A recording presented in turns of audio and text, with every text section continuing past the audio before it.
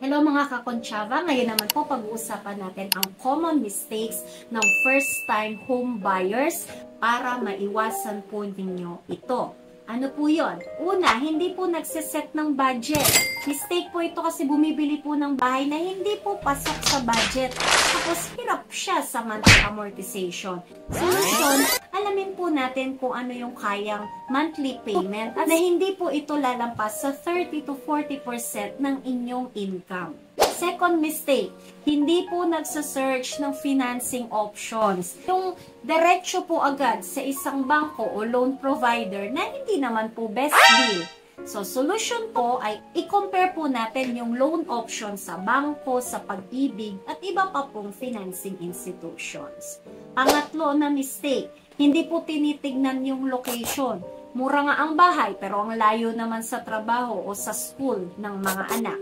So, ano po ang solusyon? Siguraduhin na strategic po yung location para hindi ka mahirapan sa araw-araw na biyahe. Nice. Sunod pong mistake, hindi po nag-i-inspect ng property. Nakakita na magandang presyo pero hindi man lang chinek yung bahay. May sira pa yung sa plumbing. So, solution, laging i-visit po yung bahay bago bumili. Kung foreclosed property, tandaan na as is where is po yan, kaya mas maingat po dapat kayo. Sumunod po na mistake, walang emergency fund. Yung saktuhan lang po ba yung budget para sa bahay, pero wala na po kayong pang maintenance o biglaang gastos. Ano po ang solusyon? Maglaan po kayo ng extra fund para po sa repairs at iba pang bayarin tulad ng insurance at saka po ng taxes. Kaya po mga kakonsyava, kung first time home buyer po kayo, iwasan po yung mga mistakes na akin pong sinabi para hindi po kayo magsisi sa huli.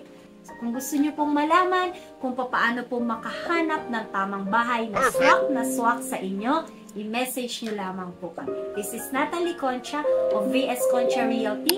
Real estate is for everyone. Let's learn and grow together.